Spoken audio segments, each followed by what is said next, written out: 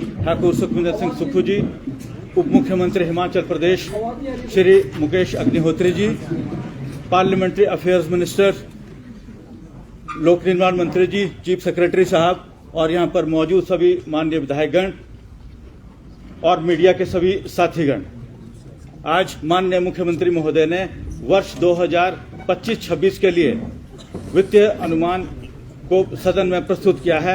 मेरा माननीय मुख्यमंत्री महोदय से अनुरोध है कि आप कृपया इस प्रेस कॉन्फ्रेंस को संबोधित करें। मुकेश अग्निहोत्री जी, हमारे उप मुख्यमंत्री हर्षवर्धन चौहान जी, पार्लियामेंट और इंडस्ट्री मिनिस्टर्स, पीडब्ल्यूडी मिनिस्टर्स, हमारे विक्रमादित्य जी, चीफ सेक्रेटरी महोदय, सभी सम्मानित विधायक, बंधुओं, प्रदेश की ग्रामीण अर्थव्यवस्था कैसे मजबूत हो, पिछले 2 साल से इस दृष्टि से एक सोच विचार करके हम आगे बढ़े और उसका परिणाम सामने आने शुरू हुआ। और ग्रामीण अर्थव्यवस्था की मजबूती के लिए, जो भी युवाओं को रोजगार देने के लिए और प्रदेश की वित्तीय स्थिति को ठीक करते हुए ये बजट हमने प्रस्तुत किया है। इसमें सभी वर्गों का ख्याल रखा गया है। सबसे पहला वर्ग ग्रामीण अर्थव्यवस्था की मजबूती के लिए जो हमारे किसान हैं, बागवान हैं, पशुपालक हैं, जो नित्य इस रोजगार से जुड़े हैं, उनको कैसे आत्मनिर्भर बनाया जा सके, उनके कैसे आर्थिक समृद्धि मजबूत की जा सके, इस दृष्टि से हमने उन बिंदुओं को चिन्हित किया जिन बिंदुओं के सहारे वो अपना जीवन यापन करते हैं। पहला बिंदु पशुपालन से संबंधित था। पिछले वर्ष हमने गाय के दूध में 32 रुपये हुआ करता था, 13 रुपये की बढ़ोतरी की, 45 रुपये किया। और भैंस का दूध जो 45-47 रुपये होता था, उसको बढ़ाकर हमने 55 रुपये किया। आपने देखा होगा कि कोई योजना 1 साल के लिए नहीं लाई जाती है, उसकी रूपरेखा, उसका स्वरूप आपके दिमाग में बना होता है। और मेरे पास ग्रामीण अर्थव्यवस्था का स्वरूप बना हुआ है, जो हमने अनुभव किया अपने जीवन में। उस अनुभव के माध्यम से हम इस क्षेत्र में महत्वपूर्ण बदलाव लाने की कोशिश कर रहे हैं। आम आदमी के जीवन में बदलाव कैसे आए, कैसे उसकी आर्थिक स्थिति मजबूत हो, इस दृष्टि से भी हमें कार्य करने की जरूरत है। और मैं आपको ये आश्वासन देना चाहता हूँ हिमाचल की जनता को कि आने वाले समय में ये ग्रामीण अर्थव्यवस्था और तेजी से आगे बढ़ेगी। अभी हमने जो बजट प्रस्तुत किया उसमें पैसे का एलोकेशन भी कर दिया गया है, और उसमें जो हमने गाय के दूध है उसको हमने 6 रुपये बढ़ाकर 45 रुपये से बढ़ाकर 51 रुपये किया है। और भैंस का दूध जो है वो 55 रुपये से बढ़ाकर 61 रुपये किया है। उसके साथ हमने एक चीज और देखी कि कई बार उनको ट्रांसपोर्टेशन नहीं मिलती है, और कोई अपना व्यक्तिगत तौर पर दूध लाकर जो मिल्क फैट के नोटिफिकेशन कलेक्शन सेंटर होंगे वहाँ भी लाकर देगा, 5 किलोमीटर से दूर आकर वहाँ देता अपना व्यक्तिगत तौर से, और उसकी क्वालिटी मिल्क की ठीक होगी तो उसे 2 रुपया एक्स्ट्रा और मिलेगा। तो इस तरह वो 8 रुपये दूध में बढ़ोतरी की गई। दूसरा भाग, हमारे यहाँ कौन सी खेती होती है और किस खेती के आधार पर हमें आगे बढ़ना है। कुछ एरिया बागवान आधारित है, कुछ एरिया किसान आधारित है। अब उसको चिन्हित किया गया, जो खेती हो उसमें कैसे उनको उपज का सही मूल्य मिले। पिछले वर्ष हमने पहली बार मक्की का, प्राकृतिक मक्की का मूल्य 30 रुपये तय किया, और जनता के वहाँ जो किसान थे उनके हाथों में पैसा गया। मक्की का हमने, गेहूं का हमने 40 रुपये तय किया। अभी गेहूं खरीदी नहीं गई क्योंकि गेहूं का सीजन खरीदने का अब है। जो भी प्राकृतिक खेती से उगाया जाएगा उसका हम गेहूं का सीजन जो होगा उसमें वृद्धि की गई। इस बार हमने कहा कि मक्की का जो मूल्य है प्राकृतिक खेती से उगाई मक्की का वो 40 रुपये सरकार खरीदेगी और 60 रुपये जो गेहूं वो सरकार खरीदेगी। इसके बाद हमने एक चीज देखी कि लोगों ने खेती करना छोड़ दिया है। उसका मूल कारण बंदरों द्वारा फसलों को उजाड़ना है, नील गाय सूरों द्वारा फसलों को उजाड़ना है। तो हमने कहा कि कोई ऐसी उपज ढूंढी जाए जो किसान लगाए और किसान को उसकी आय हो। इस तरह से हमने पाया कि टर्मरिक जो है, हल्दी जो है, अगर उसको लगाते हैं तो उसको बंदर नहीं खाता है। जब अंकुर फूटता है तो बंदर उसको निकाल के, कई बार मक्की के अंकुर को फूट कर निकाल के खा लेता है। और हमने ये पाया कि 9 महीने में हल्दी तैयार होती है।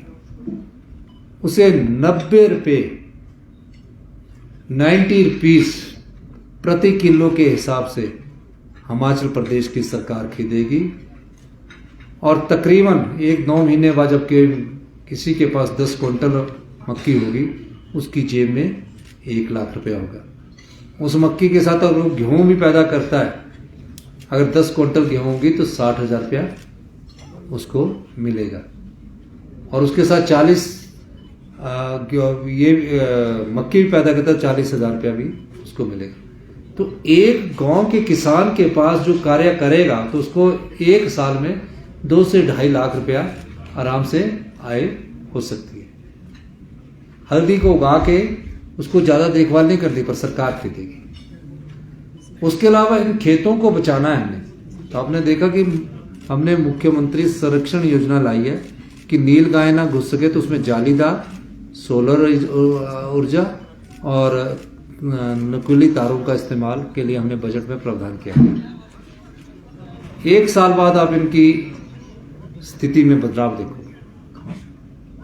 जब हमने दूध का रेट बढ़ाया तो आनी, रामपुर, रोडों में वो बदलाव हमें देखने को मिला। अब हमें एक साथ दूध का रेट हम पहले अगर बढ़ाएं तो उसके लिए हमें इंफ्रास्ट्रक्चर की जरूरत है।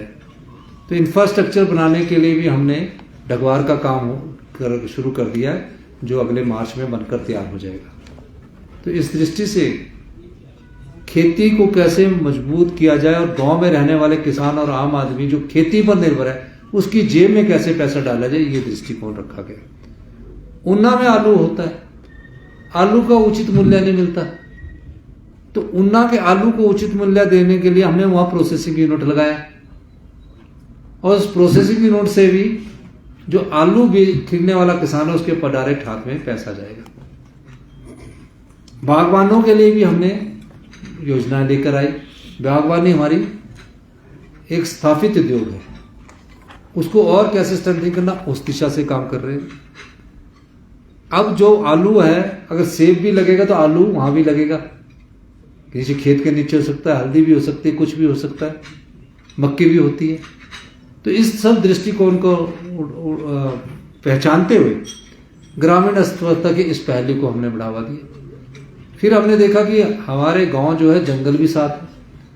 जिस प्रदेश की 67% भूमि वन भूमि कहलाती है, उस 67% वन भूमि पर प्लांटेशन जो होती है वन विभाग द्वारा की जाती है, वो पहले सरकार द्वारा की जाती थी। हमने कहा कि जो पंचायतों में महिला मंडल बने हैं, युवक मंडल बने हैं, स्वयं सहायता समूह बने हैं, उसमें अगर वन विभाग 1 हेक्टेयर क्षेत्र उनको देता है कि इस वन की भूमि पर आपने पौधा लगाना है, हमने उसका भी मूल्य तय कर दिया। अगर कोई बाढ़ लगाने के लिए 1 लाख रुपया दिया जाएगा, खुद लगाना चाहे या विभाग लगा के दे देगा, खुद भी लगा सकता है महिला मंडल, और उसके बाद उसको पौधे दिए जाएंगे। उन पौधों को लगाने के लिए और बाढ़ लगाने के लिए एक महिला मंडल को 1 हेक्टेयर क्षेत्र में, यानी 1 हेक्टेयर होता है 12.5 बीघे, यानी 25 कनाल, उसमें लगाने के लिए उसको 2,40,000 बाढ़ के सहत देंगे। बाढ़ महिला मंडल खुद लगाना चाहता ठीक है, नहीं तो वन विभाग खुद लगा के देगा। फिर क्या होता है, प्लांटेशन के समय आप क्या करते कि प्लांट लगा दिया, मुख्यमंत्री जी ने प्लांट लगा दिया, उप मुख्यमंत्री जी ने प्लांट लगा दिया, विधायकों ने प्लांट लगा दिया और प्लांटेशन हो गया। और प्लांटेशन की देखभाल कौन करेगा? कोई देखभाल नहीं करता।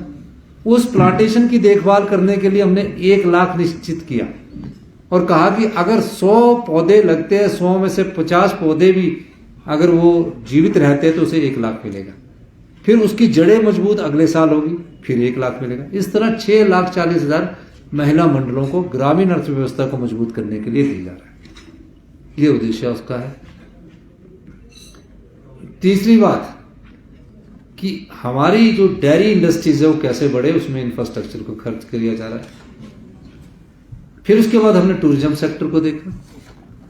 टूरिज्म सेक्टर में बड़े उद्योगपति यहां आना चाहते हैं। मैंने 2 साल के अनुभव में यह पाया कि हमें कुछ नियमों और कानूनों में बदलाव करने की जरूरत है। 3 स्टार यहाँ बनाना चाहते हैं, 4 स्टार यहाँ बनाना चाहते हैं, 5 स्टार यहाँ बनाना चाहते हैं और 7 स्टार यहाँ बनाना चाहते हैं।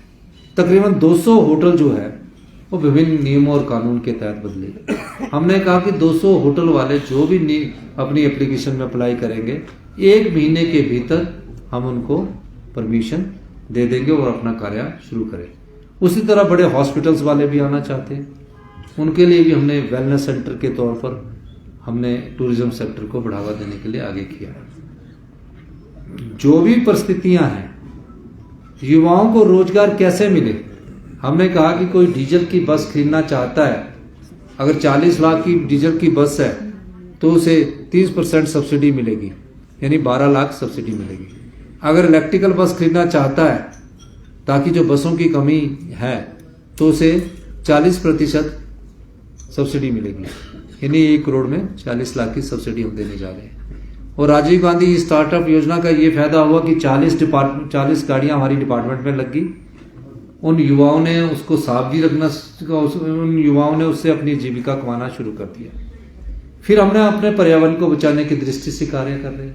पहले दिन से हमारा ग्रीन स्टेट बनाने का, जितनी इलेक्ट्रिकल, अभी हम एक नीति लाएंगे, जो भी डीजल पेट्रोल की गाड़ी ई टैक्सी में बदलना चाहता है, एक सीमित आय उसकी है, उसको हम कन्वर्ट कर देंगे इलेक्ट्रिकल व्हीकल्स में। इस दृष्टि से भी हमारी सरकार कार्य कर रही है। और हमारी जो संपदा है वो कुछ ही लोगों के हाथ में और कुछ ही लोगों द्वारा संचालित की जाती है। मुझे ये कहने में कोई दो राय नहीं है कि हमारी संपदा का अधिकांश भाग, हमारी इकॉनमी का अधिकांश भाग सरकारी कर्मचारी को पेंशन, वेतन और ऋण की अदायगी और मूलधन में चला जाता है। तो उस संपदा का कुछ भाग हिमाचल प्रदेश के उस समाज के वंचित वर्गों को भी मिले जो इस समाज में किसी न किसी रूप में अपना कार्य कर रहे हैं, रोजगार प्राप्त कर रहे हैं। तो जो सब्जी विक्रेता है, जो चाय वाला है, जो पान वाला है, जो जूते की मरम्मत करने वाला है, वो बेचारे 1 लाख का लोन लेते हैं, बढ़कर वो 1.5 लाख का हो जाता है और 1.5 लाख के बाद 2 लाख लोन हो जाता है।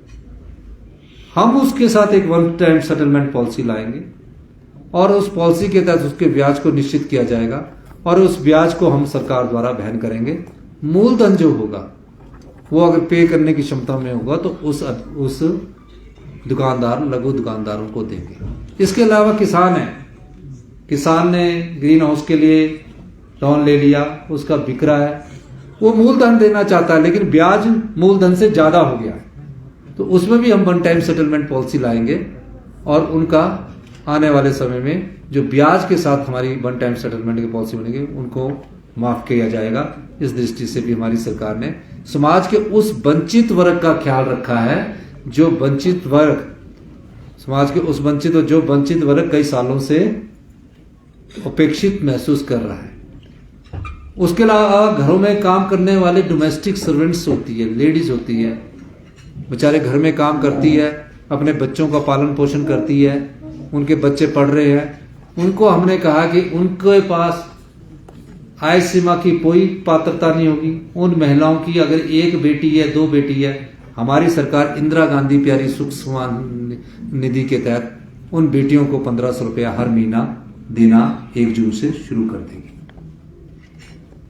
उसके अलावा विधवाओं की बेटियां हैं, विधवा महिला को तो पेंशन मिल रही है, उनकी बेटियों को भी हम 1500 रुपया महीना पात्र महिलाएं जो होंगी वो उनको देना हम शुरू कर देंगे, इंदिरा गांधी प्यारी बहना सुख सम्मान निधि योजना के तहत। यही नहीं, ये सब चीजें देने के बावजूद हमने हर वर्ग का सोचा, किसान का सोचा, छोटे दुकानदार का सोचा, घर में काम करने वाले लोगों का सोचा, और फिर सरकारी कर्मचारी आते हैं। सरकारी कर्मचारियों ने विकास की गाथा लिखी है। कुछ सरकारी कर्मचारी आंदोलन करते हैं, पेंशन आंदोलन करते हैं। आंदोलन का नहीं, हमारा मकसद तो प्रदेश की संपदा का सही बंटवारा करना है। मैंने कई बार कहा, हम अपनी संपदा को तो ना तो लुटाएंगे ना ही लुटने देंगे, उस संपदा का समाज के सभी वर्गों में सही बंटवारा करेंगे।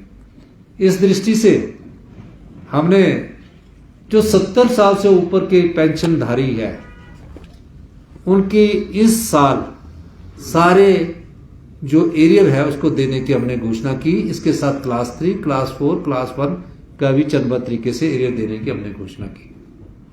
उसके अलावा किसी सरकारी कर्मचारी ने ये सोचते हुए विचार में, सभी मैं सरकारी कर्मचारी अधिकारियों का धन्यवाद करता हूं, सभी जो यूनियन वाले हैं उनका भी मैं धन्यवाद करता हूं, चाहे वो सभी यूनियन के है, चाहे वो एनजीओ है, चाहे पेंशनर यूनियन है, सबका धन्यवाद। किसी ने मांग नहीं की, उन्होंने आर्थिक स्थिति को समझा, उन्होंने आर्थिक विषमता को समझा, जो आर्थिक कुप्रबंधन पिछली सरकार द्वारा किया गया उन्होंने कोई मांग नहीं की। लेकिन हमने सोचा ये दिन रात हमारे लिए मेहनत करते हैं, इस प्रदेश की संपदा को बचाए रखे हैं, इनका भी अधिकार है। मैंने बजट का राजस्व देखा, उसको सही किया, और आज उनको हमने 3% का डीए अपने सरकारी कर्मचारी अधिकारी पेंशन भोगियों सबको दिया। तो ये व्यवस्था है, परिवर्तन ही है। जहां कोई मांग नहीं रहा, जहां कोई अधिकार को लेकर आंदोलन नहीं कर रहा, आंदोलन हुए तो कोई स्टेट कैडर को लेकर हुए, कोई किसी को लेकर हुए, लेकिन किसी ने अपने वेतन को बढ़ोतरी के लिए नहीं कहा। लेकिन एक राज्य के मुख्यमंत्री होने के नाते अगर वो नहीं कहते हैं तो उनकी पीड़ा को भी मैंने समझना है, उनके दर्द को भी मैंने समझना है। वो सरकारी कर्मचारी, किसान, आम नागरिक हमारे समाज के नागरिक है, और उनकी संपदा को बांटने का हमने पूरा निर्णय लिया। युवाओं को बोला हमने कि आप ट्राइबल में हो, अपना कोई होटल खोलते हो तो उनको 5% इंटरेस्ट पेंशन मिलेगा, यानी कि जो 10% को घटाकर 5% रख लीजिए। तो जो 5% हम इंटरेस्ट पेंशन लेकर आए हैं, और जो ट्राइबल में नहीं रह रहे, ग्रामीण क्षेत्र में बनाना चाहता है, उनको हम 3 और 4% का इंटरेस्ट पेंशन देंगे। जो गांव में किसी के पास सरकारी जगह है, वो अपना अगर सोलर पावर प्रोजेक्ट लगाना चाहता है तो हमने उसको बोला कि ट्राइबल क्षेत्र में 5% का इंटरेस्ट ब्याज सरकार देगी, और ग्रामीण क्षेत्रों में 1 मेगावाट तक 4%, और 1 मेगावाट से कोई भी हिमाचली युवा अगर सोलर प्रोजेक्ट लगाता है उसको हम 3% 1 मेगावाट से ऊपर वाले को देंगे। इसके लिए योजना भी हम लाएंगे। तो इससे युवाओं के रोजगार के साधन बढ़ेंगे। 1000 बसेस हम युवाओं को देने जा रहे हैं ताकि किसी को सुविधा ये ना रहे। ये सारा परिवर्तन क्यों करने जा रहे हैं? ये व्यवस्था परिवर्तन है। इस व्यवस्था परिवर्तन में आप सब लोगों का अधिकार है। इस प्रदेश की संपदा को आम लोगों तक पहुंचाने का दायित्व हमारा है। पिछली बार हमने मनरेगा में 60 रुपए की बढ़ोतरी की, इस बार हमने मनरेगा में 20 रुपए की बढ़ोतरी की, 320 रुपए दिया जा रहा है। और जितने भी पहाड़ी राज्य है उसमें सबसे ज्यादा हमारी मनरेगा होगी। क्यों? मनरेगा में काम करने वाले जो हमारे भाई बहन है उन्होंने कभी मांग नहीं की है, कोई आंदोलन नहीं किया, लेकिन हम उनकी स्थिति को समझते हुए ग्रामीण अर्थव्यवस्था को मजबूत करते हुए उन परिवारों की आर्थिक समृद्धि कैसे आए, ये सब चीजें ग्रामीण अर्थव्यवस्था से जुड़ी हुई है। बाकी जो हम दे रहे हैं तो हम करेंगे ही। अब बताइए, जिस प्रदेश की हेल्थ सेक्टर में आईजीएमसी में 19 साल पुरानी एमआरआई लगी हो, 19 साल, टांडा में क्या हाल होगा, 10-20 साल पुराने मेडिकल टेक्नोलॉजी है, वहां डॉक्टर छोड़ के चले जाते थे, पीजी करके चले जाते थे। हमने उनका कहा कि जो पीजी कर रहे डॉक्टर हैं उनको 62-65 हजार से बढ़ाकर 1 लाख रुपया हमारी सरकार देगी, और जो एसआरशिप कर रहे हैं उनको 1,30,000 रुपये देगी, ताकि हमारे हेल्थ इंस्टीट्यूशंस अच्छे हो सके। हम युवाओं को रोजगार आउटसोर्स पर दे रहे हैं। आउटसोर्स की एक बड़ी लाइन खड़े होकर हमारे पास 20-20 साल पुराने आउटसोर्स वाले आते हैं। हमने कहा उस नीति में बदलाव करेंगे, और हम सरकारी क्षेत्र में गुजरात का एक मॉडल है उसको स्टडी कर रहे हैं, उस स्थिति से आगे बढ़ेंगे ताकि उनको आउटसोर्स की कमी ला सके। यही नहीं, सड़कों में हमारा कैसे खर्च होना है, पानी में कैसे खर्च होना है, उसकी गुणवत्ता पर हम जोर दे रहे हैं। तकरीबन हर क्षेत्र के हर वर्ग को हमने, भीषण परिस्थिति होने के बावजूद भी हमने अपनी तरफ से बेस्ट बजट इस साल का, जहां आर्थिक संकट हो, प्रस्तुत किया है। 1 साल बाद आप गांव के किसान के पास जाएंगे, आप उसकी जेब में पैसा देखेंगे, और ये नीति आने वाले समय में उनके जीवन में बदलाव लाएगी। दूध से बदलाव आया, मक्की से बदलाव आया, अब टर्मरिक से बदलाव आएगा। यही ग्रामीण अर्थव्यवस्था का मूल मंत्र है। डॉक्टर ऑपरेशन थिएटर में आउटसोर्स पर 13,000 में लगा हुआ है, लेबोरेटरी टेक्नीशियन 15,000 में लगा हुआ है, मेरिट पर आया हुआ। हमने कहा सबको 25,000 रुपया मिलेगा, और उनके पद भी अभी भरे जाएंगे। इस वर्ष हम परफॉर्म करके आपके सामने बताएंगे कि कहां कहां जो गलतियां हुई उसमें सुधार करेंगे। प्रशासनिक अधिकारियों को भी दिशा निर्देश दिए। हर दिन हम मॉनिटरिंग करेंगे, बैठ के बात करेंगे। मंत्रिमंडल के सदस्य हर दिन जो बजट में आया उसको कैसे अमली जामा बनाएंगे, हम इस दृष्टि से काम करेंगे। और मैं ये भी कहना चाहता हूं कि हम सब लोग मिलजुल कर इस प्रदेश को आत्मनिर्भर बनाना है। 25,000 पोस्टें भरी जा रही है। आईपीएच में इंटरव्यू शुरू हो चुके, कुछ जगह खत्म हो चुके। 25,000 पोस्टें तो ये सरकारी क्षेत्र में, चाहे आउटसोर्स में, चाहे किसी सरकारी क्षेत्र में, चाहे हम रेगुलर भर रहे हैं, इसमें भरी जा रही है। जो और संसाधन हम पैदा कर रहे हैं, जो हम इंटरेस्ट सबवेंशन लाए हैं, वो भी रोजगार के अवसर पैदा करेंगे। मेरा यह मानना है कि हिमाचल प्रदेश की 80% लोग जनसंख्या गांव में रहती है। गांव समृद्ध होगा, प्रदेश आत्मनिर्भर होगा। प्रदेश आत्मनिर्भर होगा, 2032 की जो हम कल्पना लेकर चले हैं कि हम हिंदुस्तान के सबसे समृद्धशाली और अमीर राज्य होंगे, ये नीतिगत बदलाव उस दिशा की ओर अग्रसर कर रहा है। इसमें आप परिवर्तन हो सकता है कि हमारी नीतियों में कुछ खामियां, उसमें हम सुधार करेंगे। हमें फैसला जहां गलत होगा उसमें बदलने में कोई हिचकिचाहट नहीं होती है, पर हम फैसले अच्छेपन में सोच विचार करके लेते हैं। हेल्थ सेक्टर में आप आने वाले दिनों में महत्वपूर्ण बदलाव देखेंगे। शिक्षा क्षेत्र में आपने बदलाव देखा। शिक्षा की गुणवत्ता के लिए हमने डे बोर्डिंग स्कूल हम बनाने स्टार्ट कर दिए। अगले साल 10 डे बोर्डिंग स्कूल होंगे। आपको मैं अपने 2 डे बोर्डिंग स्कूल में लेकर जाऊंगा, जहां बोलेंगे कि गांव के बच्चे हम इन स्कूलों में पढ़ते हैं। अभी जो गांव के बच्चे जिन स्कूलों में पढ़ रहे हैं, वहां क्वालिटी एजुकेशन नहीं दे पा रहे। गांव के परिवारों के साथ भी धोखा कर रहे हैं, और उन बच्चों को जो स्कूल में जा रहे हैं उनको भी धोखा कर रहे हैं। इसमें भी बदलाव की जरूरत है। तो प्रदेश बदलाव के दौर से गुजरते गुजरते आत्मनिर्भरता की ओर बढ़ रहा है।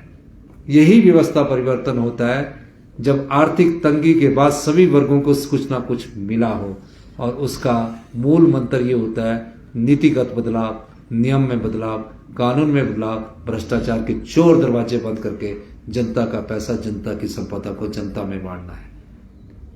यही मैं आपको लोगों के साथ ये कहता हूं, और मैं ये भी कहना चाहता हूं कि हम आने वाले समय में और महत्वपूर्ण बदलाव करेंगे। टूरिज्म सेक्टर में करेंगे, टूरिज्म के सेक्टर में करेंगे, और एयरपोर्ट्स और हेलीपोर्ट्स में हम बदलाव करेंगे। हिमाचल बदल रहा है, हमारे अपनी सोच को बदलना होगा। हमें उन परिस्थितियों और उस सोच के साथ चलना होगा जो भविष्य की सोच है, और प्रकृति में बदलाव ही सबसे बदलाव प्रकृति का नियम है। तो हमारी सरकार इस दिशा में आगे बढ़ रही है। आप जानते होंगे कि आज सरकारी कर्मचारी, मजदूर, किसान, महिलाएं, सबको कुछ ना कुछ इस बजट में हमने दिया है। आप सब लोगों ने हमारी बात सुनी, आपका बहुत बहुत धन्यवाद। कोई सवाल पूछना चाहता है पूछ सकता है। सर, रेवेन्यू जनरेशन जितना पिछले वर्ष हुआ उसके कंपैरिजन में कितना एक्सपेक्टेड है इस फाइनेंशियल ईयर? देखिए, रेवेन्यू जनरेशन 2 साल हो गए हमारी सरकार को, तकरीबन 3000 करोड़ रुपया का करीब रेवेन्यू जनरेशन की संभावना है। राजकीय को घाटा तो पीछे से चलता आ रहा है, इसको पूरा करने के लिए ही तो ये बजट का प्रावधान किया गया। 6-7 हजार करोड़ का जो होल है उसको पूरा करने के आगे को हमारा है। सर, आपने अपने बजट में एक बात बड़ी अच्छी कही कि ये साल अगला जो आ रहा है वो चुनौतीपूर्ण रहने वाला है, क्योंकि वो दिख रहा है जैसे आरडीजी गिरा है उसके साथ। आपके अभी के फिगर बता रहे हैं कि पेंशन 3% लाइबिलिटी बढ़ी है, लोन रिपेमेंट इस साल 2% लाइबिलिटी बढ़ी है, और कैपिटल एक्सपेंडिचर 4% गिरा है पिछले साल के मुकाबले।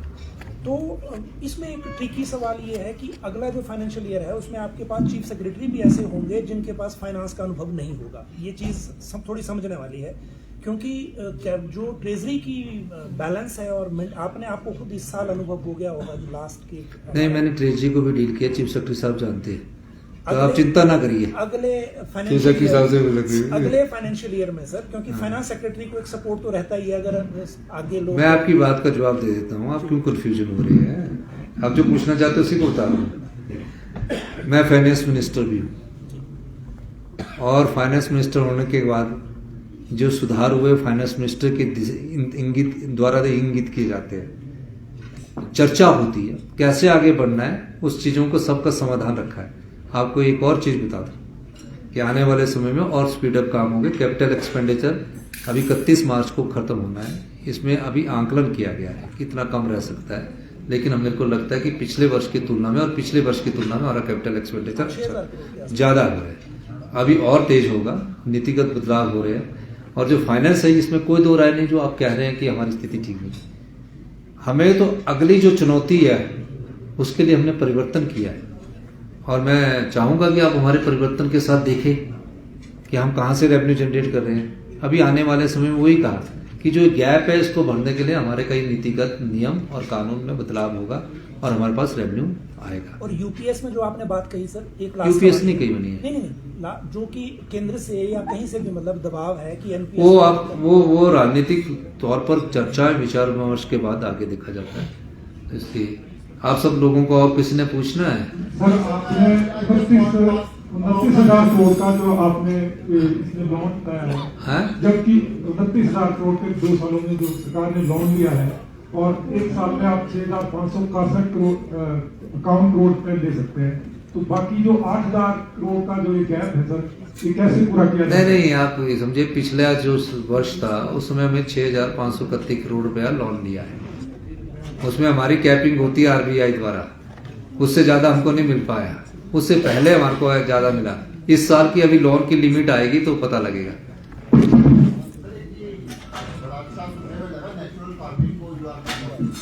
सुनने में नहीं लगा, प्रैक्टिकल में है।